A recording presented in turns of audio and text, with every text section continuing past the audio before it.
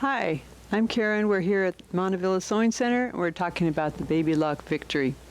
If you have the Imagine Serger, which is also a Baby Lock Serger, it's very similar to the Victory, so a lot of the same things will apply. In this video, we're going to talk about basic serging. Now, basic 4-thread serging is what most people use sergers for, so that's what we're going to do today.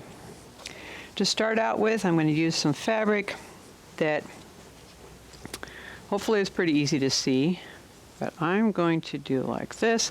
Now, when you put your fabric under the presser foot, you don't always have to lift up the presser foot. You can just lift up that toe, put the fabric right up to the cutter knife, and it's ready to go. So put it up there, and I like to hang on to my thread tails. I do that when I'm sewing on my regular sewing machine, just until it makes a few stitches into the fabric. There we go. And then once you've done this, give it a little bit of a pull towards the back, like that. So the thread tail's long enough to cut this off right here at the thread cutter. And this is what a nice serger seam should look like. You'll notice on the back here, you can see a little bit of the needle threads on the back side. That's normal. In fact, what that will do is on stretchy fabric, it'll help give the seam a little bit of give. On the seam itself, now of course I've used red thread on my leftmost needle, so you're going to see that a little bit. But that's what the seam should look like, about that distance. And what I have for settings is I have the stitch length on 3, the stitch width right here on medium. Now, the way to remember which is which on these is the lower knob, the larger knob, length. Those all start with the letter L. That's how I remember it. And then the other one has to be width. Okay, so how do you start and stop? Like if I just snip these off evenly, that could come unstitched, right? We don't want that happening. So the way that I start and stop, I'm going to pretend this is 2 pieces of fabric. That'll be good enough. Okay, so start out, go slow, and when your needles just get to the edge of the fabric, take a few stitches into the fabric, like about 2 or 3 stitches like that. Then leave the needles down into the fabric, lift up your presser foot, and smooth out the thread tail. And what we're doing by smoothing out that thread tail is, see how the looper threads are going to take a lot more for each stitch than the needle threads. The needle threads are basically a straight line. So you're smoothing out those looper threads along the needle threads. With a nice smooth thread tail, bring it across in front of the cutter. Make sure it's in front of the cutter because you want the cutter to cut it off. As you sew, cuts it off. And now we have this end is sealed. That's not going to come unstitched. Now I got a little bit of extra loops there. That's something that as you practice, you'll get better at it. Okay, so the ending part, I always cut this so that it's at least 2 inches long. And snip off any extra threads. Take a large-eyed needle like this, like a darning needle. Run the eye end of your darning needle in about 1 inch or so under the stitches, like this. Fold your thread tail in half and poke that through the eye of the darning needle, and then give it a little bit of slack, so that when you pull it through, it comes right through, and then you can cut that off. Now, you can also do this with a darning needle, this way of sealing the seam at the beginning. Say, for instance, you meant to stop right here, but ended up clear down here. Well, it's kind of too late to pull that thread tail around there.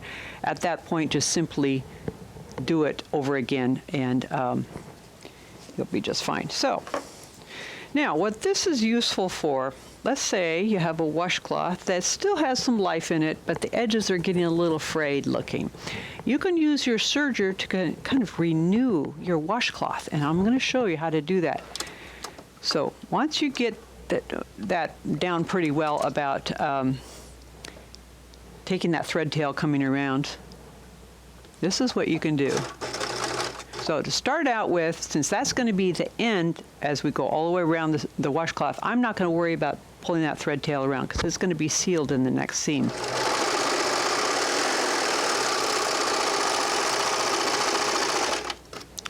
Okay, so here is where on this second seam, I'm going to get that right up there.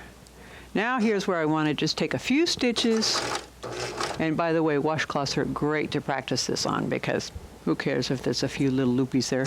It'll look a lot better than the way it looked before. Take a few stitches, make sure that needle's down into the fabric, lift this up, pull it around. And so, by doing that, the second seam finished off the first seam. So I could continue all the way around like this and end up with only one thread tail, which then I take my darning needle and pull that through. So that is a great way to practice this part. So I want to show you something else that's really neat about sergers, and that is where you can do gathering. Now if I'm going to gather, I want to use my differential feed. Differential feed, I'll explain that a little bit. Your feed dogs, there are two sets of feed dogs. I'll take off the foot so you can see that. One in back, one in front. Right now here at neutral, both sets of feed dogs are pulling the same amount with each stroke, with each stitch. As you make it higher, now the front feed dogs are pulling more with each stitch. Down here, they're pulling less. So it tends to stretch out your fabric. You look at this little picture down here, the fabric's stretched out. Up here, the fabric is gathered. So how do we make a nice gather? So we'll put this little guy back on here. There we go. I've got a little thread in there, that's all right. Now I would go for a longer stitch. I think you're going to get a better gather that way. And all you really have to do is guide your fabric. Make sure you're not pulling back because that you don't want to be fighting against the feed dogs. So just kind of make it a nice even distance that you're cutting off like that. See how nicely that gathers? That's just with two adjustments. Making your stitch length longer and putting the differential all the way up to 2. Now you might also notice that when I am pulling that thread tail at the end to go and cut this off, I'm hanging on to the thread tail as much as possible rather than holding it back here because I don't want to ungather this. So this will make a nice gather depending on the thickness or thinness of the fabric. If you have some nice like lining fabric, it's going to gather really nicely.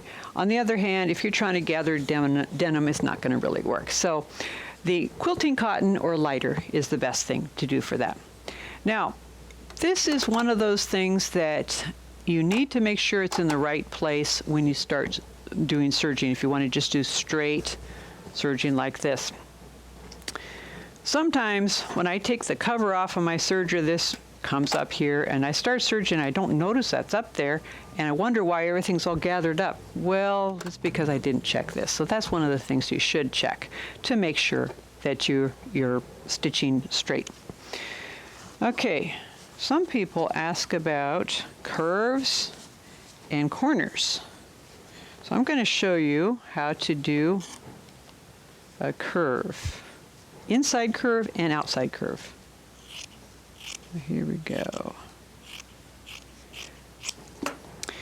So basically what you need to do is straighten out your fabric. There's a little bit of distance between the cutter and the needles.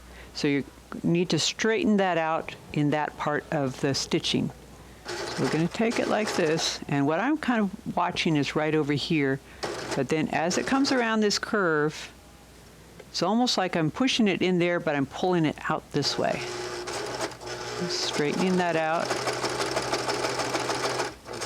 like this. And of course it takes some practice, just like anything does. That's the outside curve, inside curve. This, you're basically doing the opposite.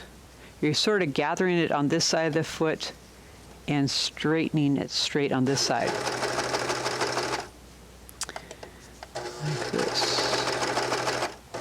Don't quite have those straight, but that's all right. Okay, so outside curve, inside curve. Now what we want to have in these is nice, flat, smooth stitches here where you don't have a lot of extra fabric in there. Okay, so that's what you're going for. And on the inside curve, we want to have the loopers going right next to the stitches so that you don't have a lot of extra loops happening. So that's going to be a matter of kind of pushing and pulling, and take your time. Sergers go pretty fast. In fact, your fabric is actually going to go under your foot faster than on most sewing machines, which makes it a very efficient tool. Now for turning corners, I generally like to do the corner where I've serged off and then I start over again, but it is possible to turn a corner. I'll show you that. So let's say I'm cutting off, as I serge, let's say I'm cutting off 1/4 of an inch. So what you're going to need to do on your second quarter is start cutting off about 1/4 of an inch like that, just to have that ready to go, get that out of the way, and I'll show you why. So we're going to take and flip this little part out of the way. We're going to serge off the edge of the fabric. Oh, I forgot to put this back on 3. It's fine.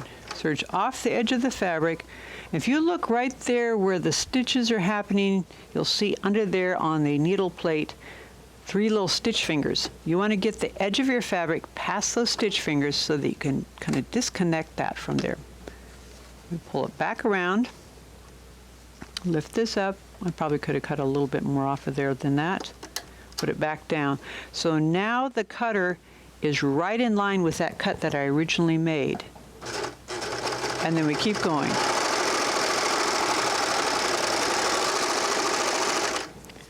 And that's how I turn a corner. Now there's a little bit extra loops there.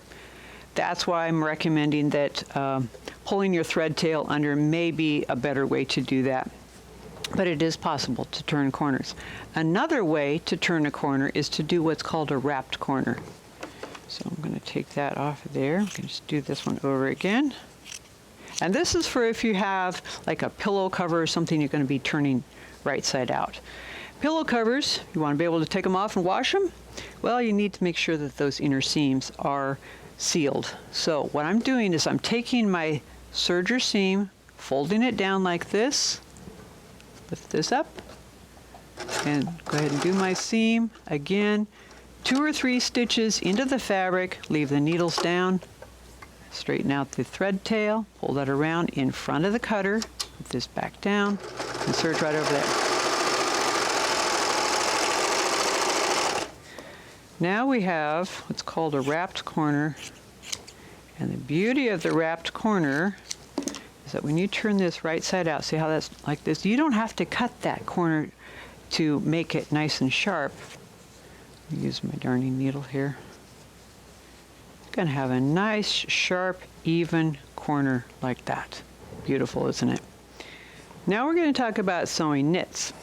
Now when you sew a knit, here I've stitched it out, and you can see how it's kind of stretched out the seam.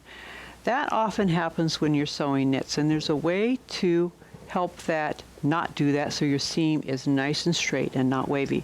That's where the differential feed comes in. So we're going to bump this up to 1.3. So that's going to cause those front feed dogs to pull a little more than the back feed dogs.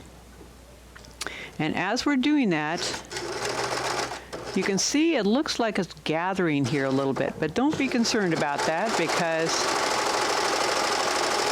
once it gets past the end of the foot, it'll be nice and flat. Now those gathered wrinkles there they'll go away, but it'll still have a little bit stretch. It just won't be stretched out like the other side is. So that's a wonderful thing about the differential feed. It's really helpful that way. Now if you wanted to do a lettuce edge on something, you could bump this all the way down here, and this is not the stitch we'd use for that, but let's go for it. In this case, you want to give a little bit of a pull. So I'm pushing this all the way down because that's going to stretch out our fabric.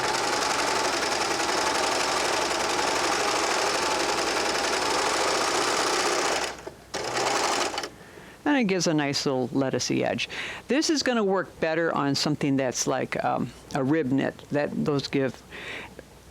Thing about the lettuce edge, though, you want to use it on the kind of knits that don't curl on one way or the other, because if you use it, lettuce edge, I think you might have seen this, a lettuce edge on a jersey fabric tends to only curl one way. So you want to have a nice lettucey edge. Okay, I'm going to talk about how to remove stitches. It's really pretty easy.